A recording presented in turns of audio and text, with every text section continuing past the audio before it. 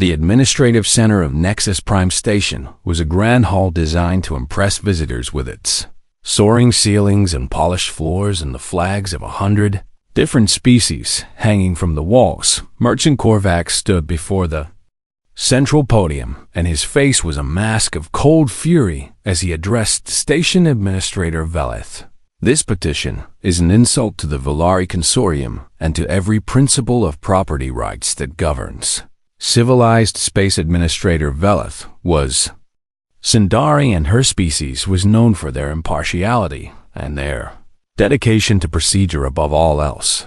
She studied the documents before her with careful attention, and her 4 eyes moved independently across the text. The petition has been filed according to proper procedure, Merchant Korvax. It cannot be dismissed without review.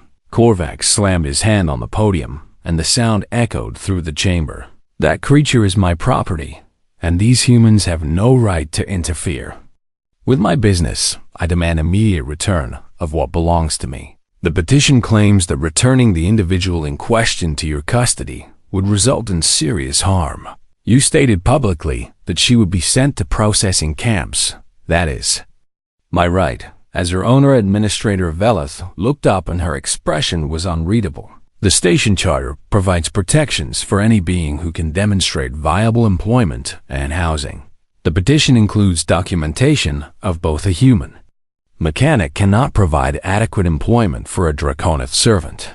Jizong stepped forward from where he had been standing with Yuna near the back of the chamber. With respect, Administrator, I have submitted my business license and my financial records and a formal offer of employment. Yuna would work as my assistant mechanic at standard station wages. Korvax turned to face him, and hatred burned in his pale eyes. You think you can take what is mine, human? You think your pathetic station laws can protect you from the consequences of this theft? I have not taken anything. Jisung's voice was calm but firm. I have simply offered help to someone in need and filed paperwork according to the rules of this station. The rules of this station exist because of Volari credits. Korvax stepped toward Jizong, and his voice rose with each word. I will destroy your business, and I will have you banned from every station in this sector. I will make certain that no one ever hires you again, and that everyone who helped you suffers the same fate. Then you will have to destroy all of us. The voice came from behind, and everyone turned to see humans entering the chamber one by one. Captain Oh Sung-ho came first with his crew behind him. Ambassador Wan Jian followed with her cane tapping against the polished floor. Advocate Cho Mai-rei entered with a tablet in her hands and steel in her eyes. And behind them came more humans than Yuna had ever seen in one place: mechanics and traders and shopkeepers and pilots and engineers. They filed into the chamber in silence and formed a semicircle behind Jizong and Yuna, and their presence filled the space with something that felt like a wall. Kovacs looked at them, and for the first time, his confidence seemed to waver. What is this? This is called solidarity. Advocate Mai-rei stepped forward, and her voice carried clearly through the chamber. Every human on this station has been made aware of this case, and every one of them has chosen to stand with their fellow human and with the individual he is trying to protect. You threatened to destroy one mechanic, but can you destroy all of us? Korvax's jaw tightened, and he looked around the room searching for support from other species.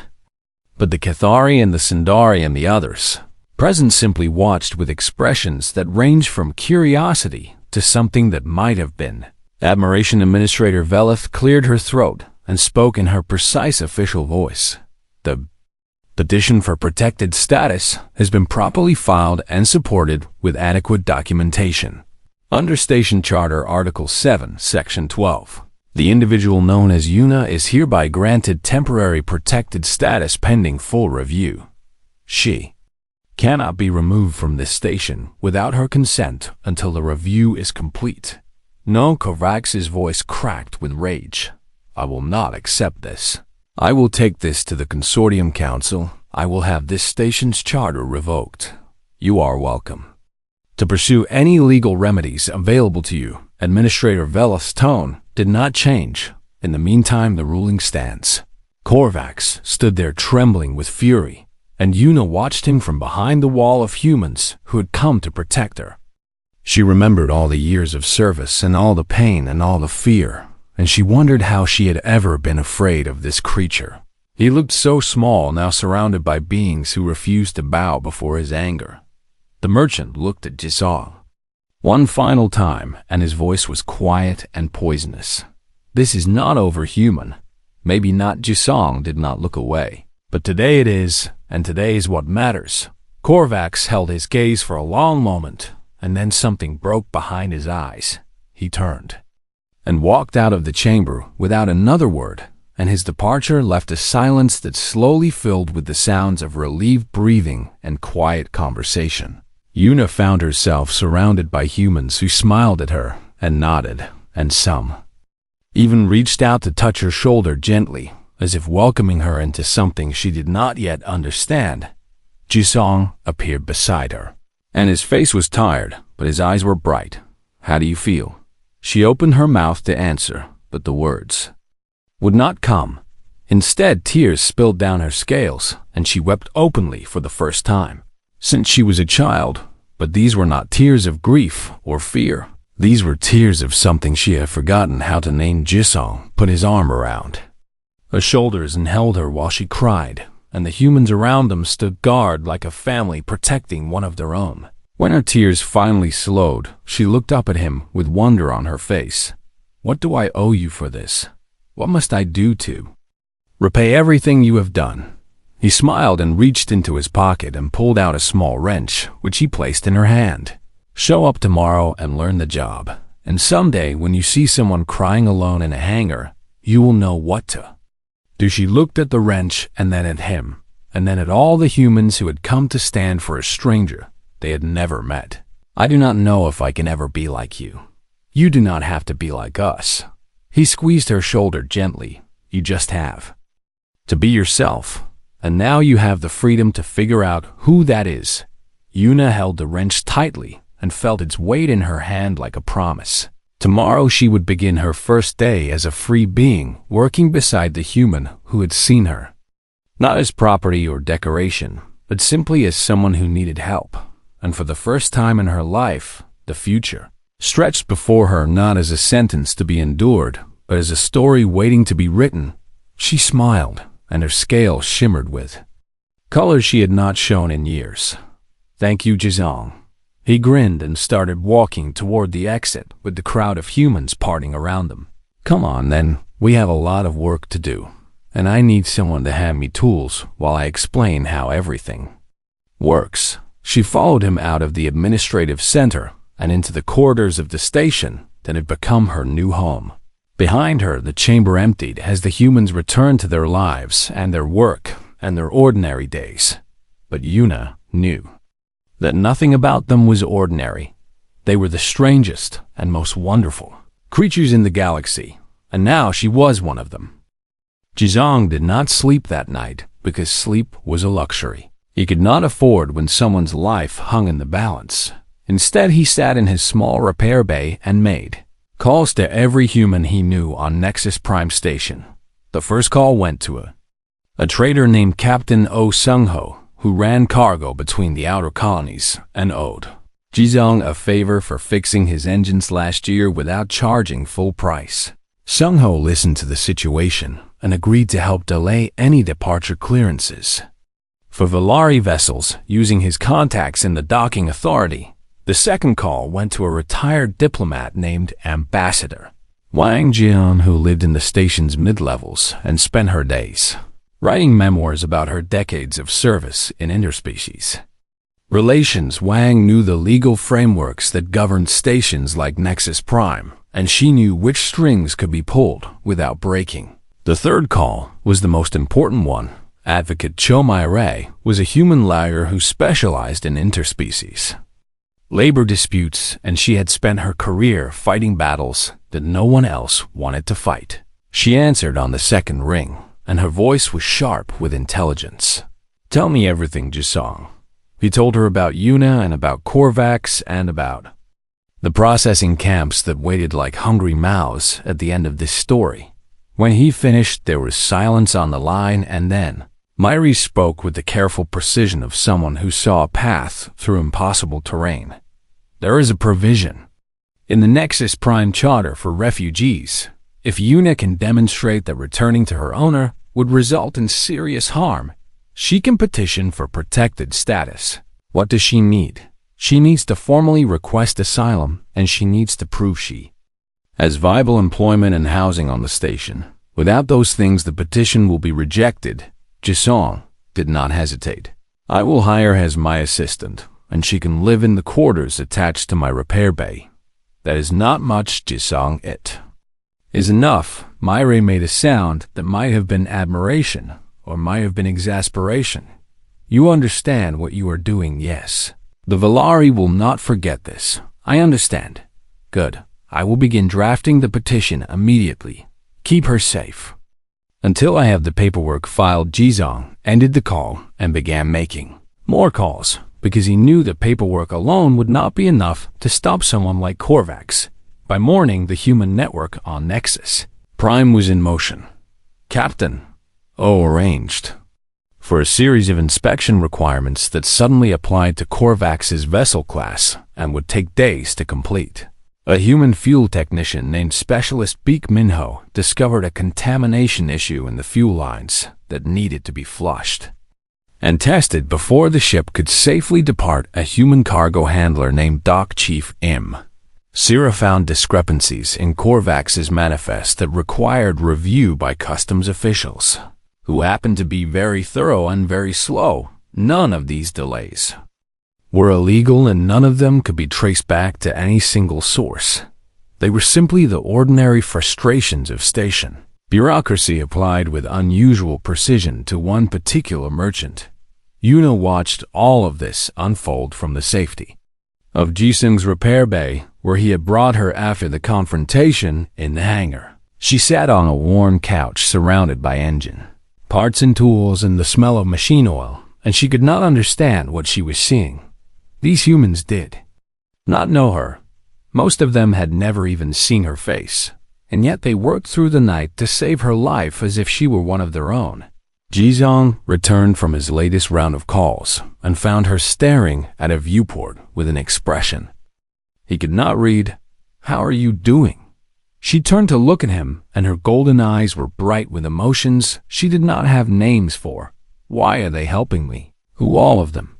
The captain and the diplomat and the lawyer and all the others. I am nothing to them. He sat down beside her, and his shoulders sagged with exhaustion, but his voice was steady. Humans do not think about it that way. What way? We do not calculate whether someone deserves help based on what they can give us in return. We just see someone in trouble, and we help because that is what we do. She shook her head because this went against everything she had learned about how the galaxy worked. The Valari say that humans are primitive and emotional, and that your kindness is a weakness that will be exploited. Maybe they are right about the first two things. He smiled that tired smile of his. But kindness is not weakness. Kindness is what lets us sleep at night. It is what makes us human. The door chimed, and advisor Morath entered without waiting for permission. His antennae were rigid with tension, and his eyes darted between Jizong and Yuna human. Do you understand what you have done? Jizong stood and faced the Keth Ari without flinching. I understand perfectly. You have mobilized your entire species on this station against a Valari merchant. You have created delays and obstacles and bureaucratic nightmares. The consortium will not forgive this insult. Good. Jisung's voice was hard as steel. Let them remember. Morath stepped closer, and his voice dropped to an urgent whisper. You cannot win this fight. The Valari have resources beyond anything you can imagine. They will crush you and everyone who helped you. Maybe. But right now there is a young woman who was going to be sent to a death camp, and instead she is sitting safely in my repair bay. That is worth whatever comes next. Morath stared at him for a long moment, and something changed in his expression. Something that might have been respect, or might have been sorrow for what was to come. You humans are the strangest creatures in the galaxy. Jisong nodded as if this was not news to him. We get that a lot. The Cathari turned and left without another word, and Jisong returned to sit beside Yuna. She reached out and took his hand and held it tightly. Thank you. He squeezed her hand in return. Do not thank me yet. We still have a long way to go. But for the first time since her childhood, Yuna allowed herself to feel something she had almost forgotten existed: hope. Merchant Korvax returned to the hangar 3 days earlier than expected, and his arrival brought a cold wind that had nothing to do with the station's climate systems. Yuna saw him approaching from across the hangar bay, and her body reacted before her mind could catch up. Her scales went pale and her wings pressed flat against her back, and she dropped to her knees in the position of greeting she had been taught since childhood. Master. She kept her eyes on the floor because looking directly at Valari was considered an act of defiance. Korvax was tall and thin with skin the color of old bone and eyes that held no warmth whatsoever. He walked with the confidence of someone who had never been told no in his entire life, and he looked down at Yuna with an expression of mild disgust. You have been busy in my absence. His voice was soft, and that was always more dangerous than when he shouted, I do not understand, Master. She kept her voice steady even as fear clawed at her insides. I have received reports that you have been accepting charity from a human, a filthy mechanic who works in these lower levels. Her blood turned to ice, but she did not lift her head. I did not ask for his help, Master. He left things, and I did not know what to do. Kovacs reached down and gripped her chin and forced her to look up at him. His fingers were cold, and his nails dug into her scales, and she could see the fury burning behind his calm expression. You did not know what to do. You are trained to refuse contact with lesser species. You are trained to represent my household with dignity and grace. Instead, you have contaminated yourself with human food and human blankets and human attention. Master, please. The blow came without warning and sent her sprawling across the hangar floor. Pain exploded across her face, and she tasted blood in her mouth. But she did not cry out, because crying out only made things worse. You are worthless. Korvac stood over her, and his voice carried across the hangar so that everyone nearby could hear. I paid good credits for you, and you repay me with this shame when we return to Valari. Space, you will be sold to the processing camps, where servants who cannot serve are put to better use. Yuna felt the world crumble around her, because she knew what the processing camps were. They were places where unwanted Draconith were worked until their bodies failed, and then discarded like broken machinery. It was a death sentence wrapped in the language of commerce. Hey, the voice cut through the hangar like a blade, and Kovacs turned to see the human mechanic walking toward them with purpose in his stride. Jizong was not a large man, and he carried no weapons, and he had no authority over anyone on the station. But he walked like someone who had already decided that he was not going to back down. You will not speak to me, human. Korvax straightened to his full height, which was considerable. I am speaking to you now, so I guess that is already happening. Several beings nearby stopped their work to watch because confrontations between species were rare and usually ended badly for someone. This is not your concern. Korvax's voice dripped with contempt. This creature belongs to me, and what I do with my property is my business. She is a person, and you are hurting her in a public hangar, which makes it station business. Jizong stopped a few meters away, and his hands were steady at his sides. There is a Nexus Prime ordinance about the treatment of any being within public hangar space. It does not matter if you own her or not. You cannot assault her here. Korvax's eyes narrowed because he had not expected a lowly mechanic to know anything about station law. You think you're pathetic. Regulations apply to me. I am a licensed merchant of the Volari Consortium, and my credits keep stations like this one running. The ordinance applies to everyone. Jisong did not blink or look away. If you want to challenge it, you can take it up with station administration, but until then, you need to step away from her. The silence that followed was heavy and dangerous, and everyone watching held their breath. Korvax was not used to being defied, especially by a species the Valari considered barely above animals in the galactic hierarchy. He looked at Jizong, and then at Yuna, and then back at Jizong, and something ugly moved behind his eyes. This is not over, human. I will have my property back, and I will have satisfaction for this insult. He turned and walked toward his ship, and the hangar seemed to exhale as he disappeared inside. Jizong knelt beside Yuna, and his face was filled with concern as he helped her sit up. "Are you hurt badly?" She touched her face where the blow had landed, and winced at the pain. "I have had worse." Her voice was dull with shock because she could not believe what had just happened. "Why did you do that?" "He will destroy you." Jizong helped her to her feet, and his hands were gentle despite their roughness. "Let me worry about that. Right now we need to figure out how to keep you safe." She shook her head because safety was not something servants dreamed about. "There is no safe place for me. He will take me back and he will sell me, and I will die in the Feyvildeu camps." "Look at me." Jizong waited until her golden eyes met his. "I'm going to figure this out. You are not going to that camp. I promise you." She wanted to believe him, but promises were things that masters made and broke whenever it suited them. Still, there was something in his eyes that she had never seen before. It was determination mixed with compassion, and it burned like a small flame against the darkness of her fear. "I do not understand you, human." He smiled even though there was nothing funny about their situation. "That is okay. You do not have to understand me. You just have to trust me for a little while longer." And against every lesson she had ever learned, Yuna found herself wanting to do exactly that. 2 days passed on Nexus Prime Station, and Yuna learned that humans were strange creatures who did not follow any rules she understood. The mechanic named Jizong returned to his work after that first night, but he did not forget her each morning. When she woke from her thin sleeping mat on the cold hangar floor, she found small gifts waiting nearby. A thermal blanket folded neatly and placed where she would see it.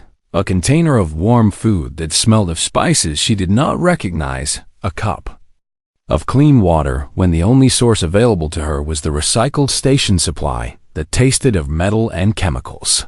She did not see him leave these things, but she knew they came from him because no one else on the station had any reason to care whether she lived or suffered. At first she was afraid to touch the gifts. Among the Valari, nothing came without strings attached, and kindness was simply another form of debt that would be collected later with interest. But hunger won out over fear, and she ate the food and wrapped herself in the blanket and drank the water and waited for the human to come and tell her what she owed. He never did. On the second day, Advisor Morath approached Jizong while he worked beneath a damaged engine.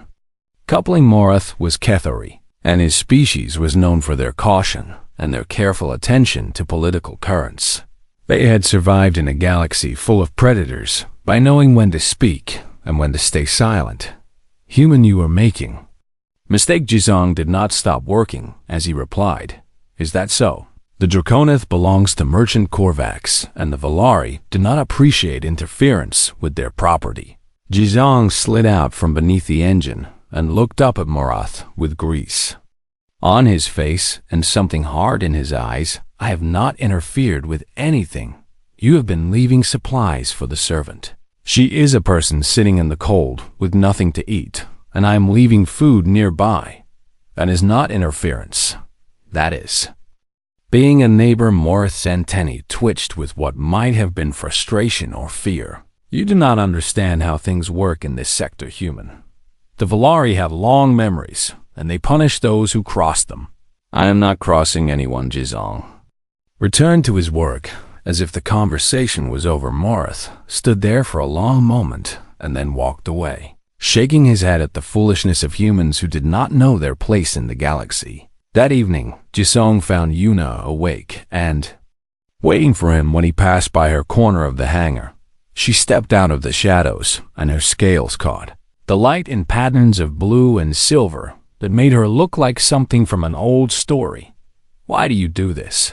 Her voice was stronger now than it had been that first night. Ji-song stopped and considered the question. Do what?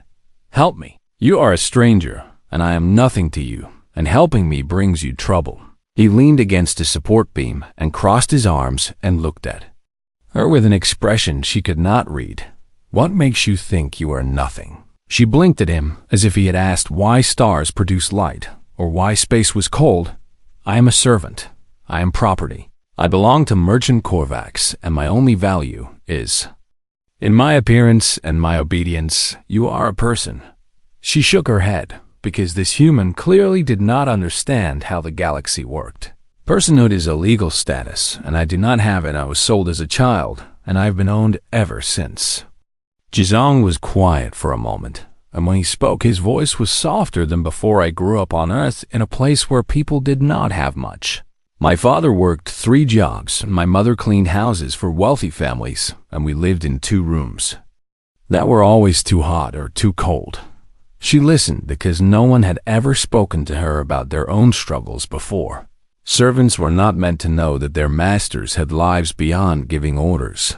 I left Earth when I was 17, and I have been fixing ships ever since. I have worked on stations like this one for 20 years, and I have seen a lot of beings from a lot of species. And the one thing I have learned is that kindness costs nothing, but the lack of it costs everything.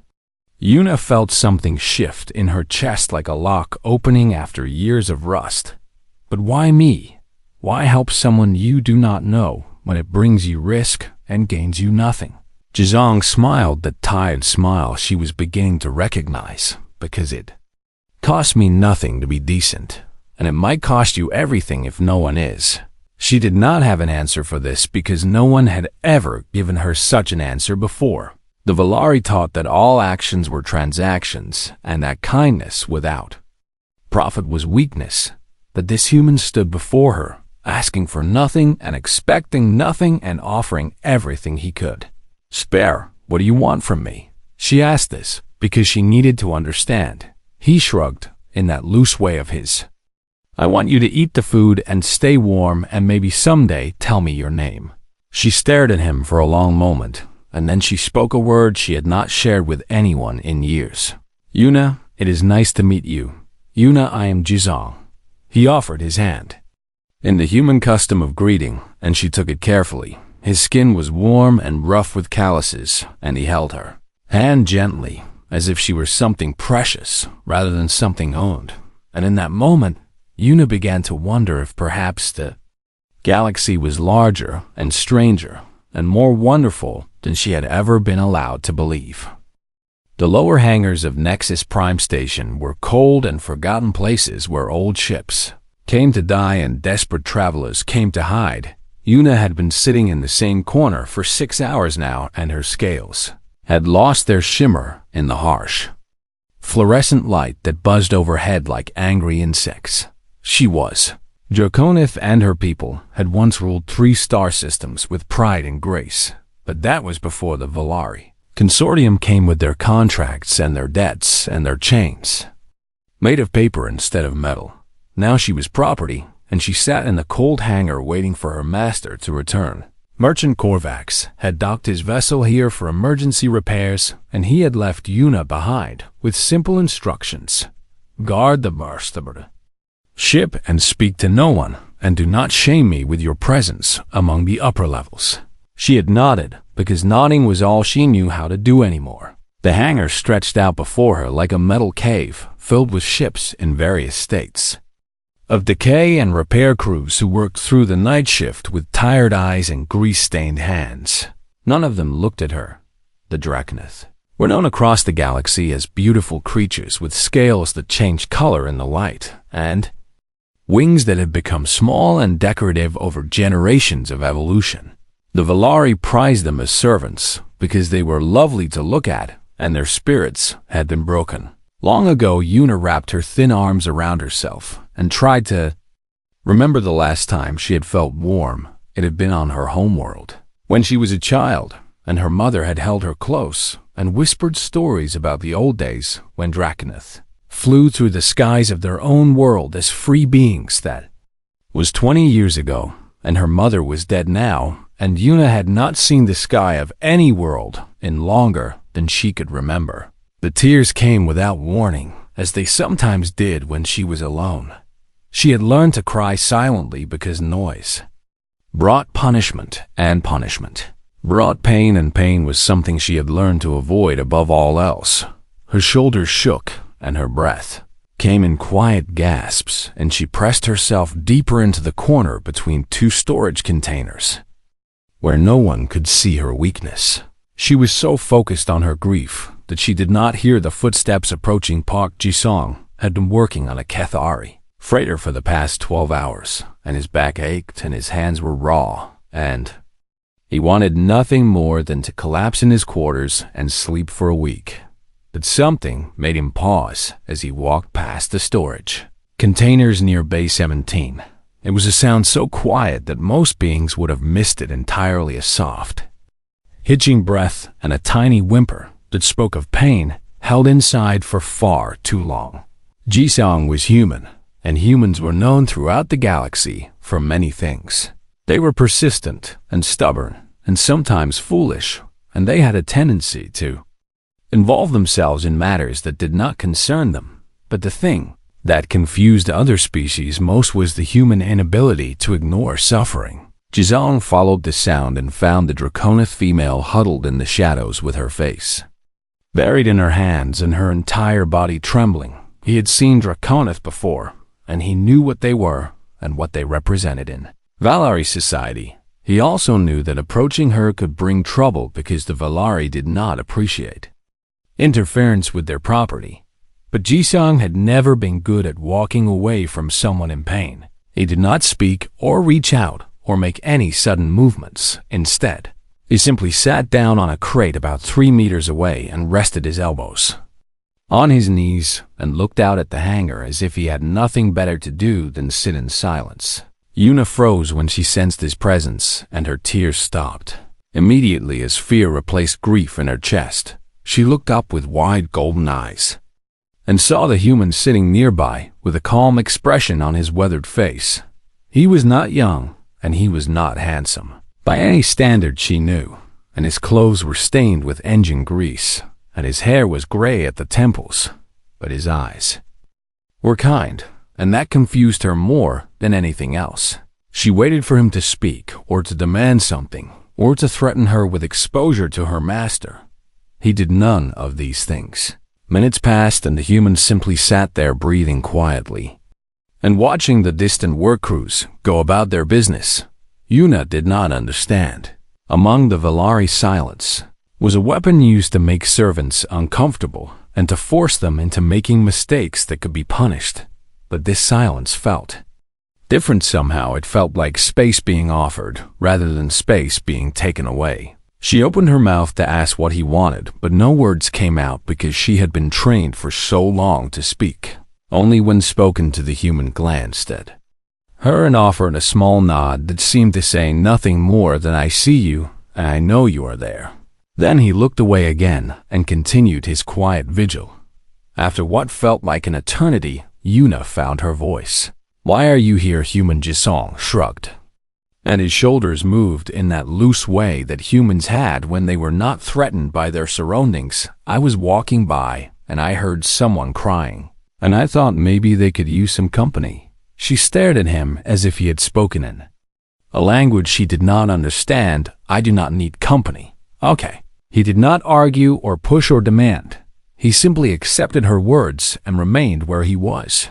"You should go." She said this with more force, hoping he would take the hint and leave her alone before her master returned and found her speaking with a stranger. Ji-sung considered this and then shook his head slowly. "I think I will stay for a bit, if that is all right with you." "It is not all right." He smiled, and it was a tired smile but genuine, in a way that made her scales flush with color she could not control. "I will stay anyway." Yuna did not know how to respond to this strange creature who refused to follow the rules. She had learned over a lifetime of service. She should have been afraid, but somehow she was not. The human asked for nothing and expected nothing and demanded nothing. He simply sat with her in the cold hangar while the station hummed around them. and the stars turned slowly beyond the viewport, and for the first time in years, Yuna did not feel entirely alone.